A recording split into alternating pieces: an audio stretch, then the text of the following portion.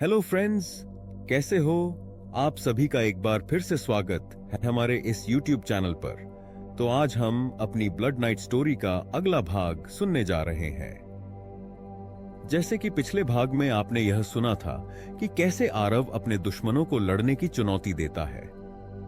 Blood night का यह अध्याय इस प्रकार है। यह खून और विश्वास का एक खौफनाक खेल है। आरव, जो अब भावनात्मक और शारीरिक रूप से टूट चुका है, शहर के बाहर एक पुराने चर्च के सामने खड़ा है। बाहर भारी बारिश हो रही है, बिजली चमक रही है।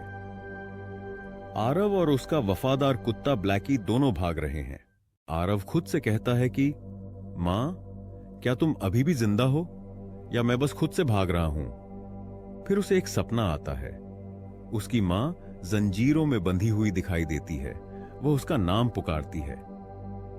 यह कोई सपना नहीं है, बल्कि एक मानसिक जुड़ाव है।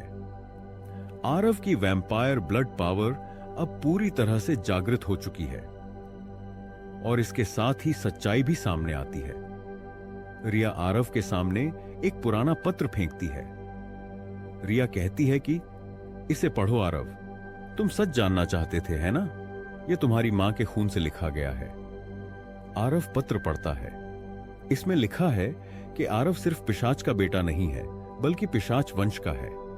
उसकी मां रानी नोसफेरेला थी, जो कि रक्त मंडल की रानी थी, और उसके पिता लॉर्ड क्रॉस, जो कि पिशाच राजा थे। यह पढ़कर आरव जमीन पर गिर जाता है। आरव कहता है कि मैं उस आदमी का बेटा हूं जिसे मैं सालों से मारना चाहता था।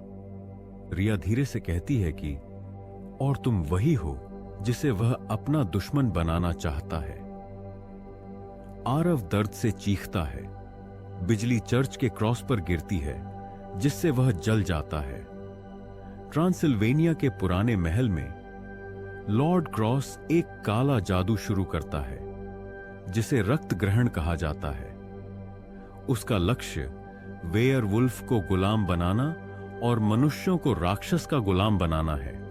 अब नोसफेरेला को बंदी बना लिया गया है। इस जादू के लिए उसके खून का इस्तेमाल किया जा रहा है। लेकिन लॉर्ड क्रॉस को यह नहीं पता था कि एक अनहोनी उसका इंतजार कर रही थी।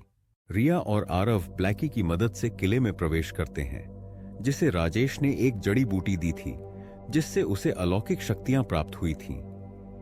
रिया राक्षसों से लड़ती है। आरव अपनी मां के पास पहुंचता है। नोसफेरेला कमजोर आवाज में बोलती है, आरव, तुम्हारे पास मुझसे ज्यादा रोशनी है। अब इस दुनिया का फैसला तुम्हारे हाथ में है। अब लॉर्ड क्रॉस कहता है, मेरे बेटे, मेरे साथ आओ, सब कुछ तुम्हारा होगा। आरव कहता है, मैं तुम्हारा बेटा हूं, लेकिन तुम्हारा गुलाम नहीं। दुनिया अब मेरी है, तुम्हारी नहीं। आरव अपने अंतिम रूप में बदल जाता है। रोशनी और खून का एक अनूठा मिश्रण, अंधेरे के पंख, ज्वलंत आंखें और एक मानवीय हृदय।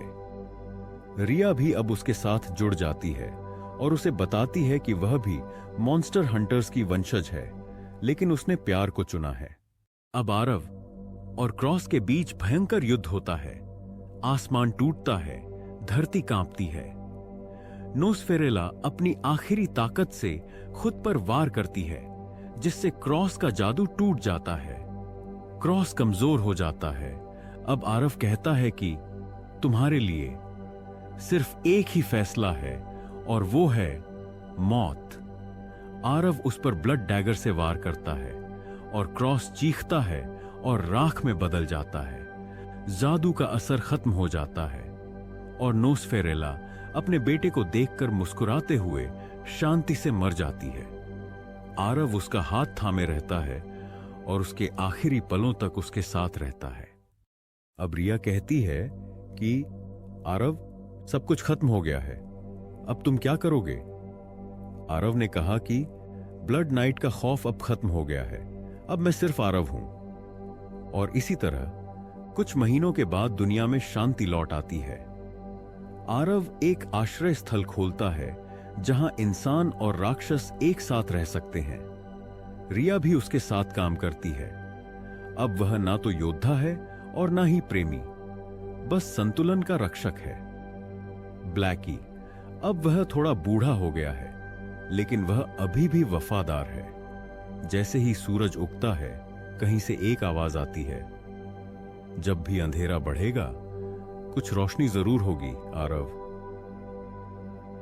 शू हुसीनी। और इसी के साथ हमारी ब्लड नाइट की सीरीज समाप्त हुई। तो मिलते हैं अपनी अगली कहानी में।